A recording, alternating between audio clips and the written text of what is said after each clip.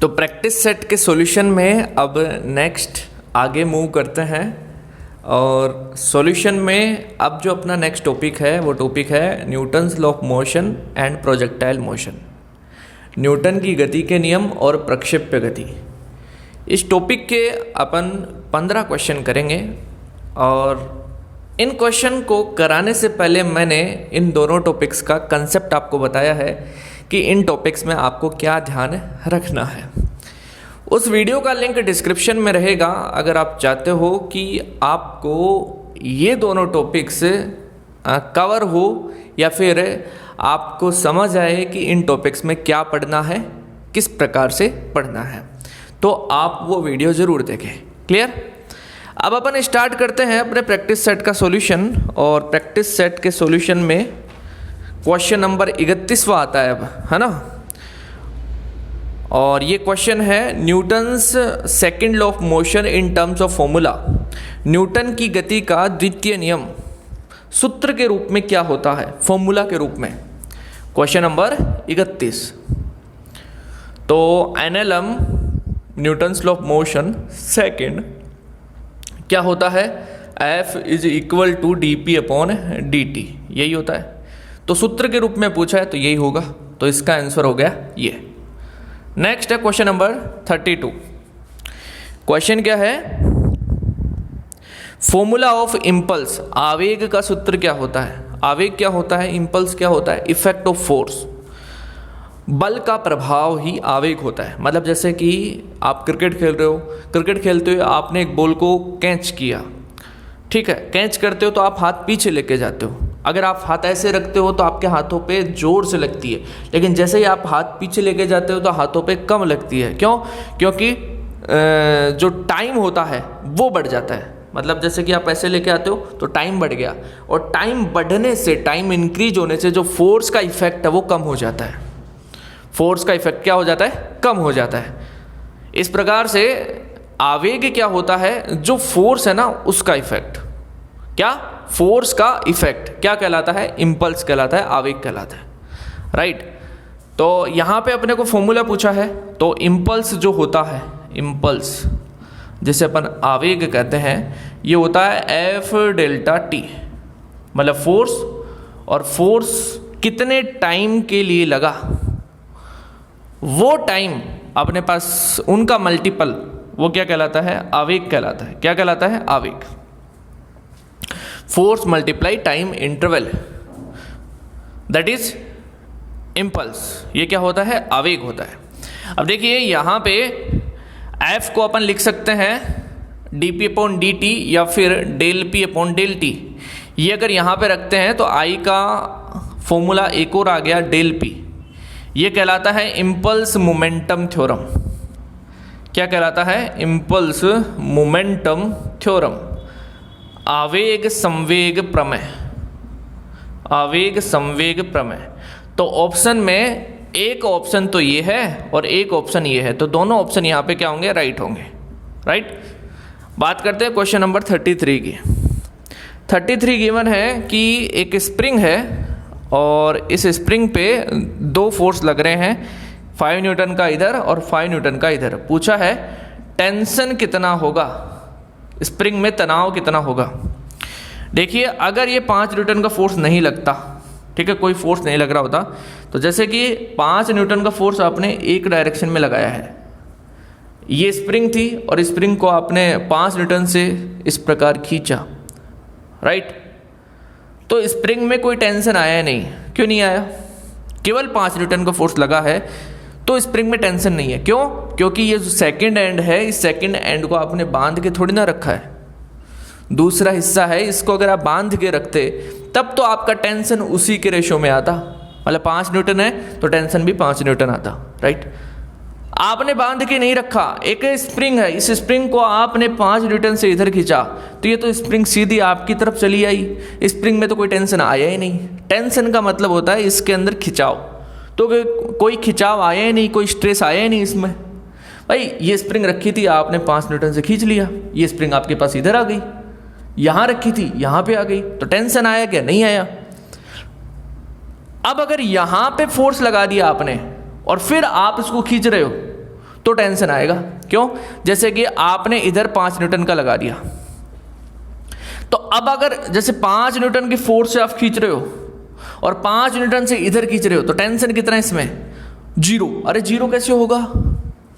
आप तो कैंसिल कर दोगे ऐसे कि 5 इधर कैंसिल 0, नहीं। अरे स्प्रिंग में तो टेंशन आ रहा है 10 न्यूटन। अरे 10 न्यूटन कैसे होगा भाई? 5 न्यूटन से इधर खींचा, 5 न्यूटन से इधर खींच लिया, तो स्प्रिंग में तो टेंशन कितना आ रहा है? 5 न्यूटन का ही आ रहा है। कितने न्यूटन का? 5 न्यूटन का। तो ध्यान रखना टेंशन कितना आएगा? 5 न्यूटन का। Answer clear? 5 न्यूटन का टेंशन फोर्स होगा। एक स्प्रिंग है, 5 न्यूटन से इधर खींचा और सेम अमाउंट का आपने फोर्स इधर लगाया 5 न्यूटन का, तो टेंशन फोर्स कितना होता है? 5 न्यूटन होता है। कितना? 5 न्यूटन। अब यहां पे कोई फोर्स नहीं लग रहा होता और केवल 5 न्यूटन का फोर्स इधर लगा रहे होते, तो इसका मतलब स्प्रिंग यहां से यहां चली आती, कोई टेंशन आता ही नहीं इसमें। इसमें टेंशन कब आएगा? जब आप फोर्स लगाओगे और इसके अपोजिट में या तो फोर्स लगे या फिर ये जो हिस्सा है वो दीवार से फिक्स हो, तभी तो टेंशन आ सकता है। राइट? क्लियर? तो tension in spring will be 5 Newton. कितना? 5 न्यूटन। नेक्स्ट 34 क्वेश्चन है, Newton's third law of motion obese. Newton की गति का तीसरा नियम किसका पालन करता है? तो देखो थर्ड लॉ क्या होता है कि every action has an equal and opposite reaction. Means किसी बॉडी पर मतलब ए से भी फोर्स लगा एक वस्तु पर, तो एफ ए बी इक्वल होगा एफ बी ए के और अपोजिट होगा। मतलब एक फोर्स ऐसे लगा तो इसके अपोजिट एक फोर्स ऐसे लगता है, एफ बी ए। ये न्यूटन की गति का तीसरा नियम है। कैसे? Every action has an equal and opposite reaction. Means एक ऑब्जेक्ट है, उस पर फोर्स लगा ऐसे ए से बी की ओर।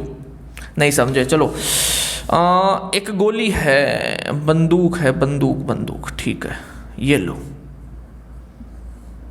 ये बंदूक की गोली गई इधर, इस पर फोर्स लगा इधर, मतलब ये ए है और ये बी है, मतलब बंदूक की गोली पर फोर्स लगा ये इस डायरेक्शन में, मतलब ए बी डायरेक्शन में, मतलब एफ ए बी।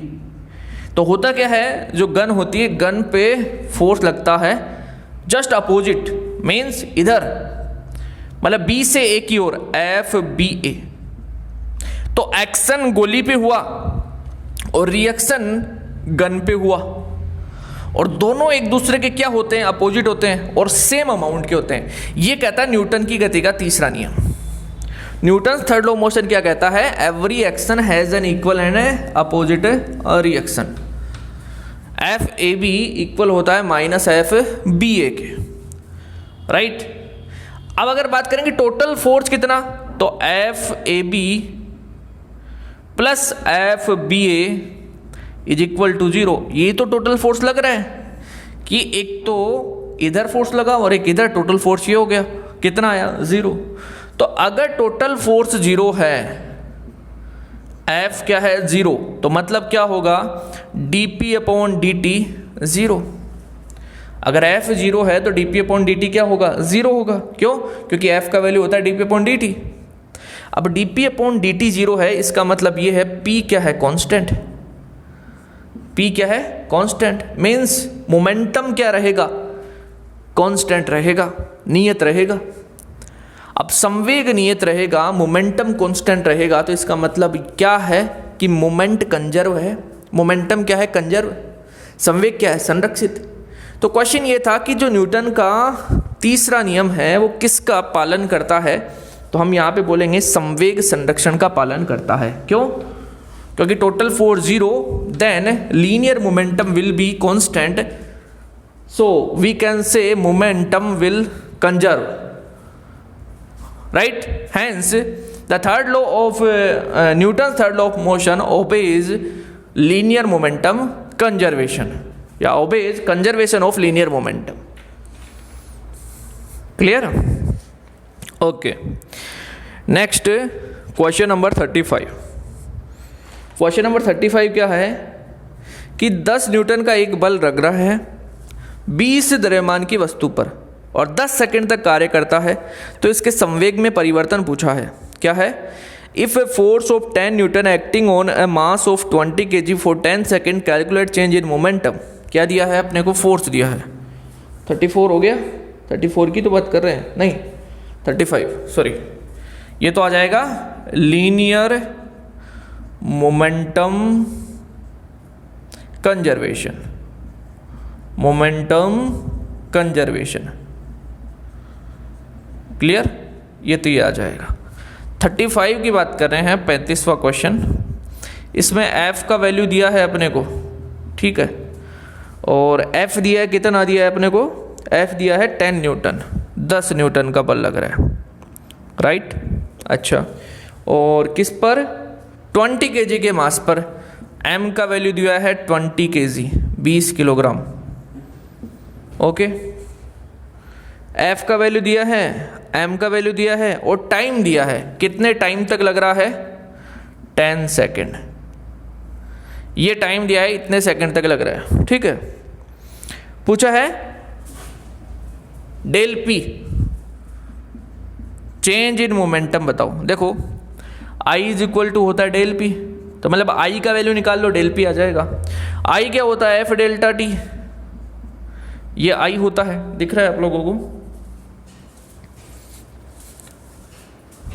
हाँ, I इज इक्वल टू होता है F डेल्टा टी। F का वैल्यू कितना? 10 न्यूटन, और डेल टी कितने टाइम पे लगा? 10 सेकंड तक। कितना आ गया? 100। I का वैल्यू क्या आ गया? 100 न्यूटन सेकंड।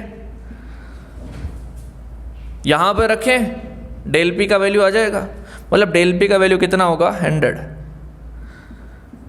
कितना होगा? 100। तो ऑप्शन में बात करें तो 100 दे रखा है क्या? कहीं पे दे रखा है, तो ऑप्शन बी इसका क्या होगा? राइट हो जाएगा। क्लियर इतनी बाजे? Okay, next. किसी द्रव्यमान पर लगने वाला बल गिवन है और एक्सीलरेशन गिवन है, पूछा है बताओ मास कितना। ये भी अच्छा क्वेश्चन है। तो अपन ने 35 क्वेश्चन कर लिए, ठीक है। Next,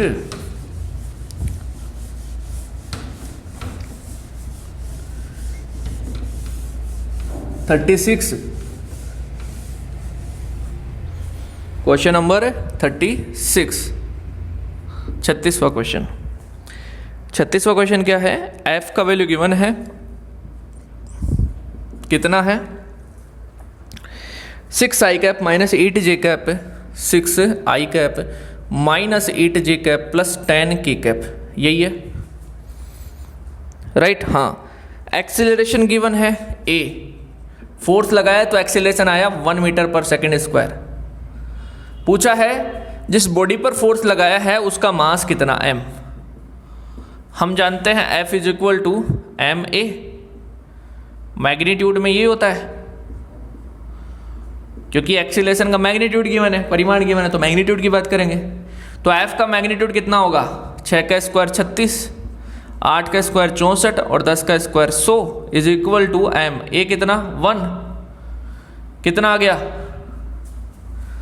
m is equal to m multiply 1, m हो जाएगा इक्वल टू 36, 64, 100 और 100 200, अंडर रूट 200, और इसको अपन लिख सकते हैं 10 दाए 100 अंडर रूट 2, 10 रूट 2। कितना लिख सकते हैं? 10 रूट 2 kg। तो इसका आंसर क्या होगा? 10 रूट 2 kg, राइट। चलिए नेक्स्ट 37, क्वेश्चन नंबर 37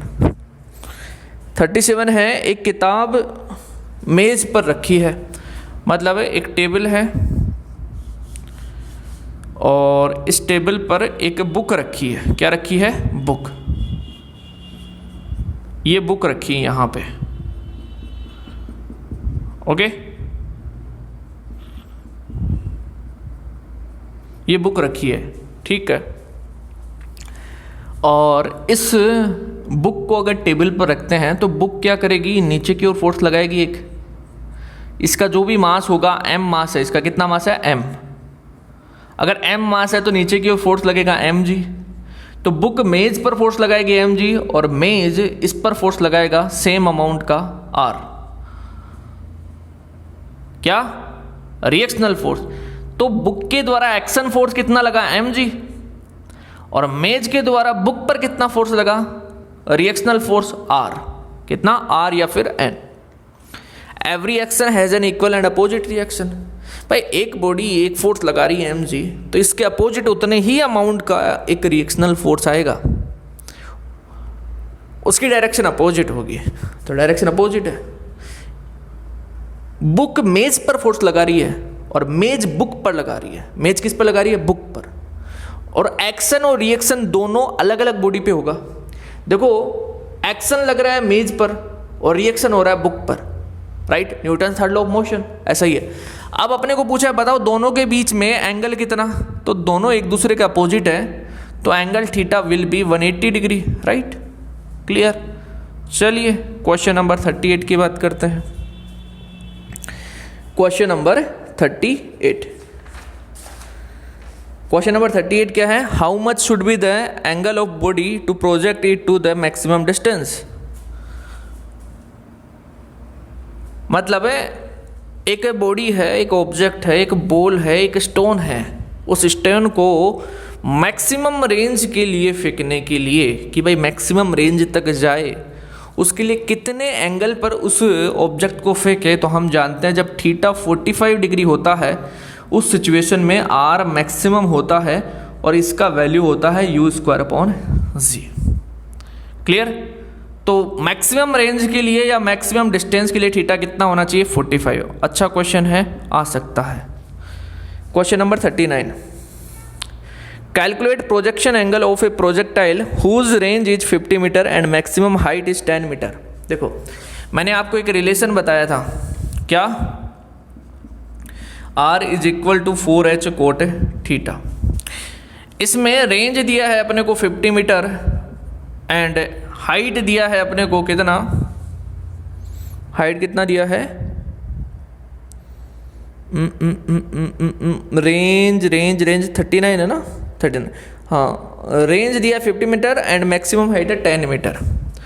तो 10 से मल्टीप्लाई करेंगे और कोट थीटा, ये रिलेशन बताया था। यहाँ से कितना हो गया, 10, 0 से 0 cancel, 5/4 is equal to cot theta, right. यहीं से अगर tan थीटा की बात करें तो जस्ट इसका उल्टा हो जाएगा, मतलब 4/5। 4/5 का वैल्यू कितना आएगा, 0.8। मतलब थीटा की वैल्यू कितनी आ गई, tan इनवर्स 0.8। यही क्या होगा, इसका उत्तर होगा, आंसर होगा।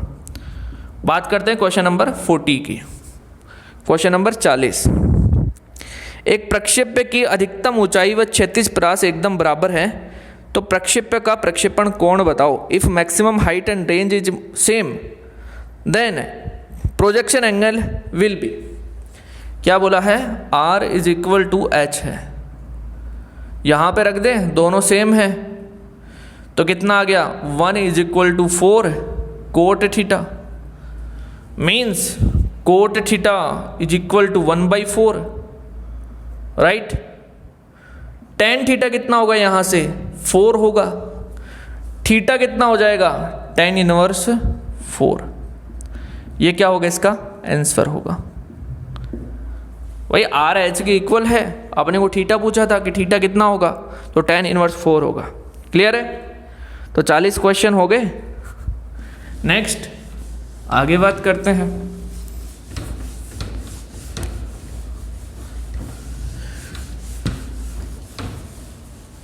Question number 41, 41। देखो क्वेश्चन नंबर 41 है, एक गेंद जिसकी गतिज ऊर्जा E है, कितना है, काइनेटिक एनर्जी E है, और उसको किसी एंगल पर फेंका है, ठीक है।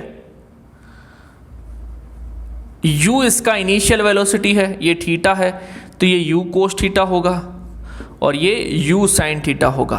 यहाँ पे स्टार्टिंग में इसकी काइनेटिक एनर्जी गिवन है E, जो कि कितनी होगी 1/2 mu² होगी, राइट है क्या। मैक्सिमम हाइट पे बात करें तो देखो यहाँ पे आपको ध्यान रखना है, मैक्सिमम हाइट पे देखो u sin थीटा क्या कर रहा है, इसको ऊपर लेके जा रहा है, और u cos थीटा इसको इधर लेके जा रहा है। लेकिन जैसे ही मैक्सिमम हाइट पर पहुंचते हैं तो u sin थीटा 0 हो जाता है। क्यों?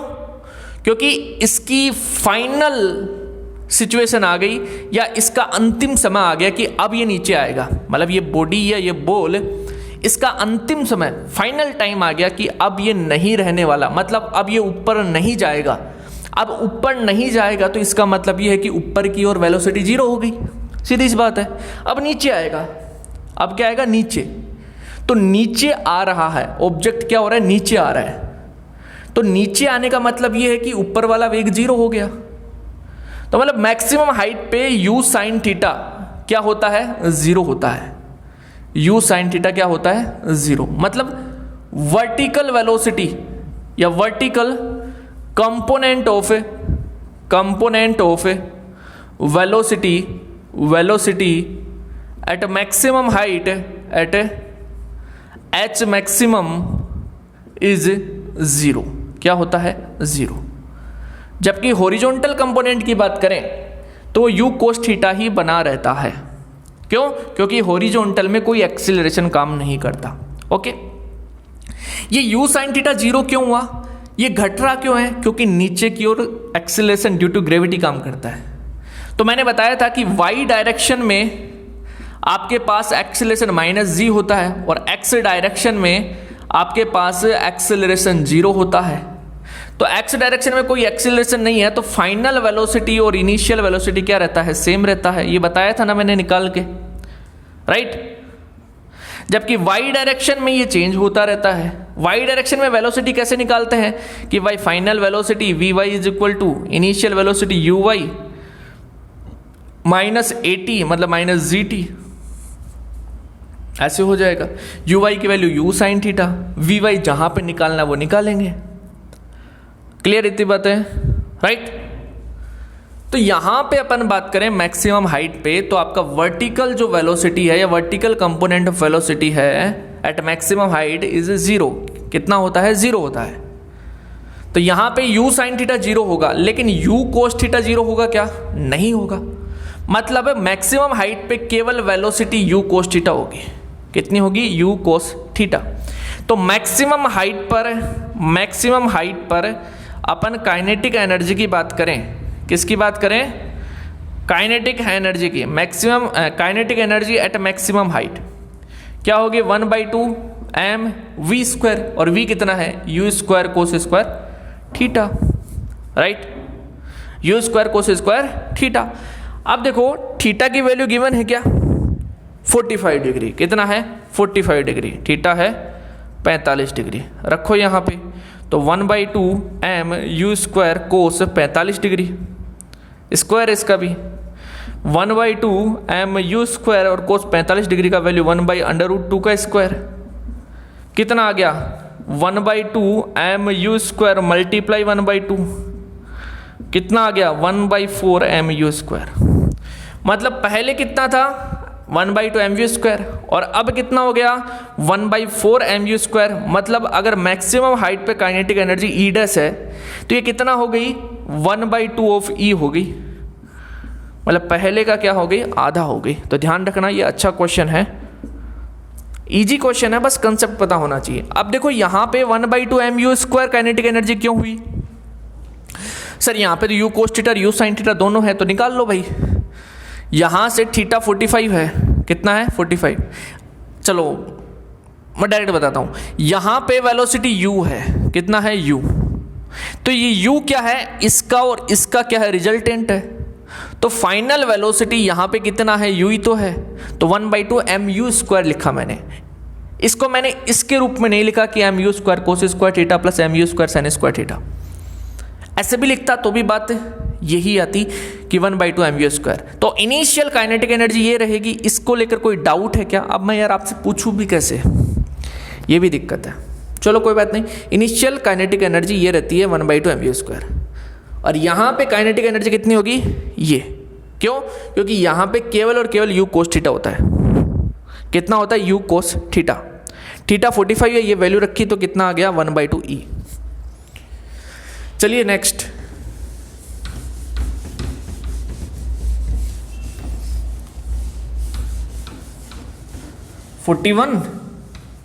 नेक्स्ट अपन बात करते हैं 42, क्वेश्चन नंबर 42, 42वां क्वेश्चन। क्वेश्चन नंबर 42 है कि किसी प्रक्षेपक का प्रारंभिक बिंदु A पर वेग 2 i cap plus 3 j cap है, तो इसका बिंदु B पर वेग कितना होगा? डायग्राम दिया है, ये पॉइंट A है, ये पॉइंट B है। यहाँ पे वेलोसिटी गिवन है आपको, u वेक्टर कितना है? 2i cap plus 3j cap, 2i cap plus 3j cap. यहाँ पे पूछा है अपने को, देखो फाइनल में जो वेलोसिटी होता है ना, ये तो सेम रहता है 2i कैप, लेकिन फाइनल में नीचे की ओर, यहाँ पे ऊपर की ओर uy होता है और यहाँ पे नीचे की ओर uy होता है। डायरेक्शन अपोजिट हो गई, ये प्लस डायरेक्शन में था, ये माइनस डायरेक्शन में। मतलब वेलोसिटी जो होता है ना, यहाँ पे जो इनिशियल वेलोसिटी होता है 2i cap plus 3j cap, उतना ही वेलोसिटी यहाँ पे मिलता है। बट अगर डायरेक्शन की बात करें तो इधर 2i कैप होगा, तो y डायरेक्शन में फोर्स ऊपर न होके नीचे की ओर होगा, जो कि कितना होगा? -3j cap. कितना? -3j cap. ध्यान रखना, ये भी क्वेश्चन अच्छा है, आ सकता है कि भाई इनिशियल में velocity 2i cap plus 3j cap है, तो फाइनल में कितना होगा? 2i कैप तो सेम रहेगा, बट 3j कैप डायरेक्शन किधर हो जाएगी? नीचे की ओर, मतलब -3j कैप। कितना? -3j cap. यहाँ पे प्लस है इसलिए प्लस है, लेकिन यहाँ पे ये 3j कैप ऊपर ना लग के किधर लगेगा? नीचे की ओर, क्योंकि अपने पास ऑब्जेक्ट नीचे की ओर आ रही है। अब ऑब्जेक्ट नीचे की ओर आएगी तो ये तो u cos थीटा और ये कितना? u sin theta. डायरेक्शन किधर? -j कैप की ओर, और ये किधर है? +i कैप की ओर। तो ये 2i कैप रहेगा और ये कितना रहेगा? -3j cap. क्लियर है? चलिए क्वेश्चन नंबर 43, 43वां क्वेश्चन देखिए। प्रक्षेप्य गति के किस बिंदु पर त्वरण व वेग परस्पर लंबवत होते हैं? देखो ये प्रोजेक्टाइल मोशन है, यहां पे मैक्सिमम हाइट पे बात करें तो आपका केवल u cos थीटा बचेगा, और एक्सीलरेशन किधर रहेगा? नीचे की ओर, जो कि एक्सीलरेशन ड्यू टू ग्रेविटी होगा -g। तो किस पॉइंट पर दोनों एक दूसरे के परपेंडिकुलर है? मैक्सिमम हाइट पर। कहां पे? मैक्सिमम हाइट पर, both are perpendicular to each other, right? Clear? Question number 44 की बात करते हैं। y का वैल्यू गिवन है 0.3t प्लस 9.8/2 t², यही है। मास गिवन है m 0.1 kg। ओके, और y क्या बता रहा है? इसके मोशन को बता रहा है कि मोशन ऐसे हो रहा है। तो अपने को पूछा है, बताओ क्या पूछा भाई इसमें? फोर्स कितना लगेगा, द्रव्यमान पर बल कितना लगा। देखो फोर्स निकालने के लिए अपने पास एक्सीलरेशन होना चाहिए। अब एक्सीलरेशन यहाँ से निकालेंगे कैसे? देखो ये इक्वेशन कुछ ऐसे है, s = ut + 1/2 gt²। g 9.8 है, राइट है क्या? g का वैल्यू 9.8, मतलब एक्सीलरेशन कितना है? 9.8 है, जो कि g होगा। तो f का वैल्यू कितना हो गया? mg। m का वैल्यू 0.1 है और g कितना? 9.8। बताओ राइट है क्या? तो g का वैल्यू 9.8। यहाँ से आ गया एक्सीलरेशन, बस इसमें वैल्यू तो रखनी है। तो f का वैल्यू कितना आ गया? f का वैल्यू आ गया 0.98 न्यूटन। तो 44 क्वेश्चन हो गए। Last question number 45।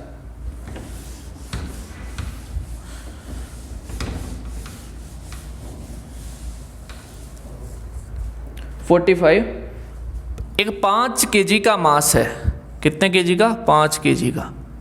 Question number 45। इस पर दो फोर्स लग रहे हैं, एक दूसरे के अपोजिट। एक 8 न्यूटन का है और एक 6 न्यूटन का है। सही है क्या? 8 न्यूटन एंड 6 न्यूटन, राइट? हाँ, पूछा है एक्सेलरेशन पूछा है कि फोर्स पूछा है? हाँ, द्रव्यमान का त्वरण व दिशा बताओ, मतलब ये बॉडी किधर मूव करेगी।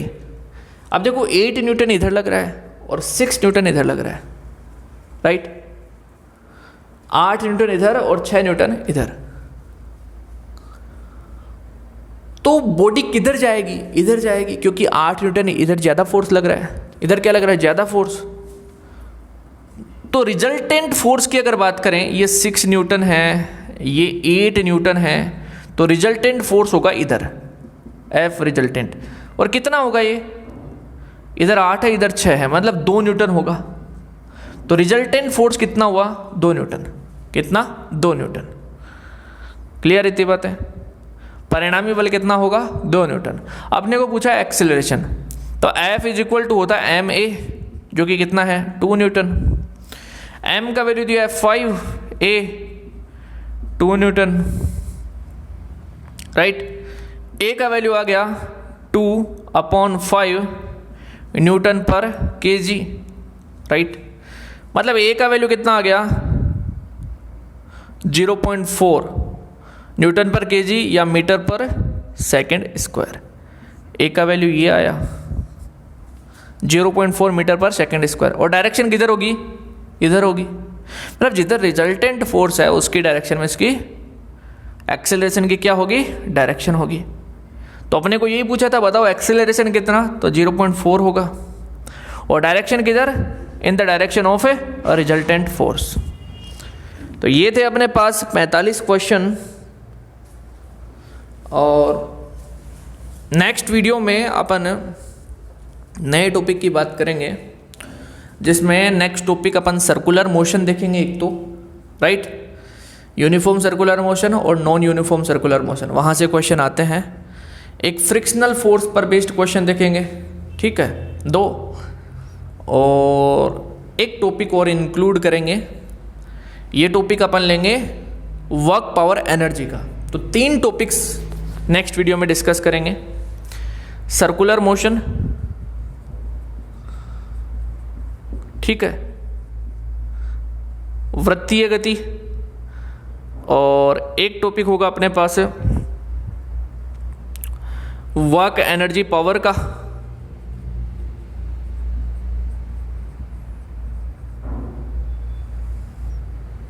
और एक होगा फ्रिक्शनल फोर्स का, फ्रिक्शनल फोर्स का, ठीक है। सारे क्वेश्चन लगभग यहीं से आएंगे जहां से मैं क्वेश्चन करा रहा हूं आपको। ओके, आई होप कि ये वीडियो यूज़फुल है, और इसी उम्मीद के साथ में मिलते हैं नेक्स्ट वीडियो में एक नए टॉपिक के साथ में।